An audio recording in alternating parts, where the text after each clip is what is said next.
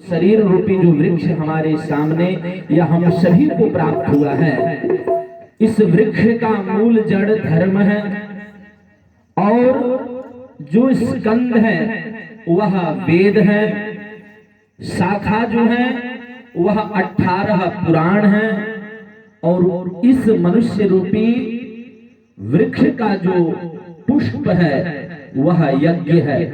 जो कल हम सभी ने जाना कि यज्ञ केवल शतचंडी, रुद्रचंडी या सहस्त्रचंडी या हनुमत प्राण प्रतिष्ठा, शिव सपरिवार प्राण प्रतिष्ठा महायज्ञ ही नहीं होता। सज्जनों, यज्ञ सभी के लिए होता है, सार्वभौम होता है और यज्ञ शब्द का अर्थ ही होता है यजन करना, पूजन करना, अर्थात अपने माता पिता का सेवा करना, अपने सगे संबंधियों के दायित्व को निभाना, अपने राष्ट्र की सेवा, राज्य की सेवा, ग्राम की सेवा करना ही यज्ञ कहलाता है।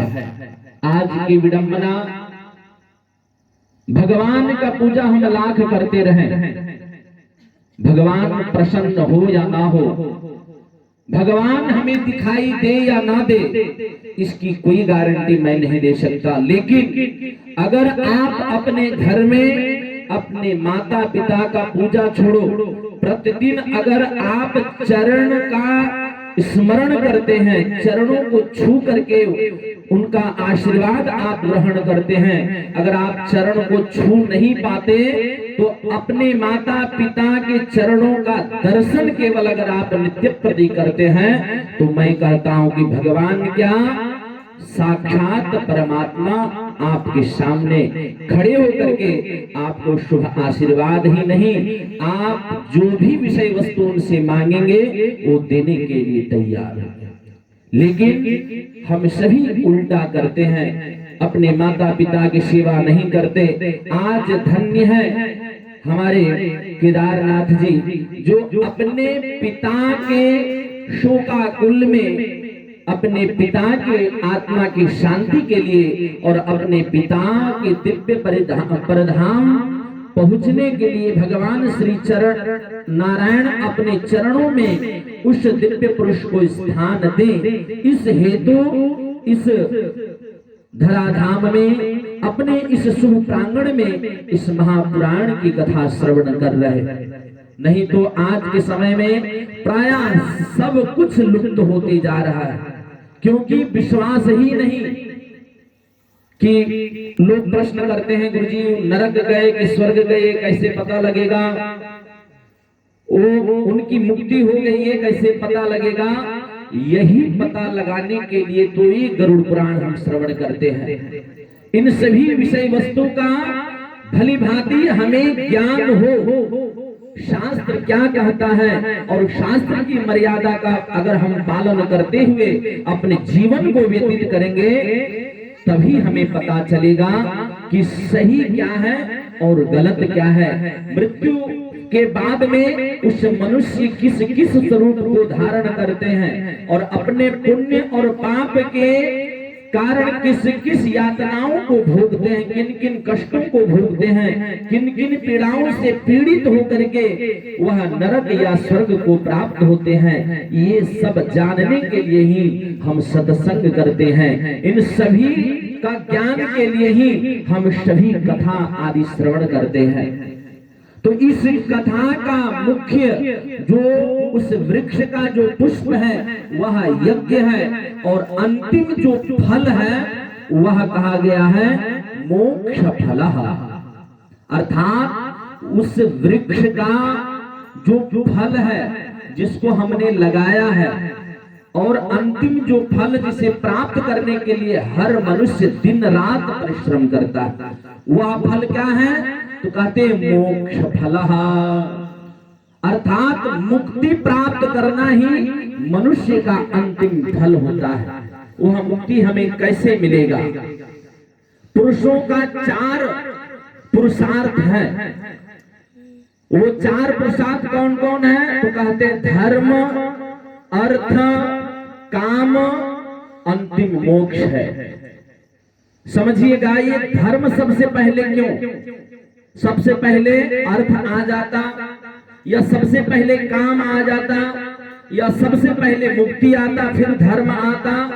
लेकिन सर्वप्रथम धर्म आने का कारण यह है कि धर्म से अर्थ को जोड़ो। आज हम जो जीविका, जो भी नौकरी या जो भी काम इत्यादि हम करके जो पैसा कमाते हैं, उसको भी कहा गया धर्म से जोड़ो। अर्थात जो पैसा कमाते हैं वह उसमें किसी भी प्रकार का अनर्गल कार्य के द्वारा, अर्थात जिसको हम लोग 2 नंबर पैसा कहते हैं, जो आप परिश्रम करते हैं उस परिश्रम का जो तनख्वाह होता है वह तो आपको प्राप्त होना ही है। लेकिन उसके बाद हम दिमाग जो लगाते हैं 2 नंबर से कि और भी पाप इत्यादि करके, किसी को मार करके, पीट करके, किसी के तनख्वाह को काट करके या बेईमानी करके जो पैसा हम कमाते हैं, वह पैसा धर्म से कभी नहीं जुड़ता और वही सबका परिणाम हमें भोगना पड़ता है। इसलिए सबसे पहले धर्म आया कि उस धर्म से अर्थ को जोड़ना चाहिए। अगर मान लीजिए कि आप कहीं से भी, आपका व्यवसाय ही ऐसा है कि 2 नंबर का पैसा ही हमारे जीवन में आ रहा है, उसी से हमारी तरक्की हो रहा है, गुरु जी क्या करें? तो कहते हैं अगर इस प्रकार का धन अगर आपके घर में आता है तो उस धन को दशांश अर्थात 10% धर्म के कार्यों में लगा देना चाहिए। कहीं पूजा पाठ हो तो वहां दे देना चाहिए या कुछ सहयोग कर देना चाहिए। उससे क्या होता है कि वह जो पैसा 2 नंबर के माध्यम से हमारे पास आ रहा है, उस पैसों में परिशुद्धता अर्थात शुद्धता उसके अंदर आ जाता है, जिससे उस पैसे के माध्यम से ही हम अपने बच्चों को भोजन कराते हैं, अपने परिवार को लेकर के चलते हैं, अपने परिवार के जीवन को, जीविका को हम आगे बढ़ाते हैं। तो पैसा ही सब कुछ है। कहा भी गया कि तुलसी जग में 2 बड़ा, एक पैसा एक राम, राम से मुक्ति होत है पैसा से हर काम। अगर आपको मुक्ति चाहिए तो राम को भजना चाहिए, और अगर आप अपने इस गृहस्थ जीवन के समस्त कार्यों को अपने मन अनुसार हर एक कार्यों को अगर आप करना चाहें तब तो पैसे की आवश्यकता है। तो उस पैसे को भी हम धर्म से जोड़ दें, यही शास्त्र कहता है। और मुक्ति अगर करना है तो हमें राम का नाम अवश्य लेना पड़ेगा। कब तक? जब तक इस धराधाम में हम रहेंगे, तब तक, जब तक यह शरीर हमारे साथ है तब तक भगवान का नाम संकीर्तन करते रहना चाहिए। इस प्रकार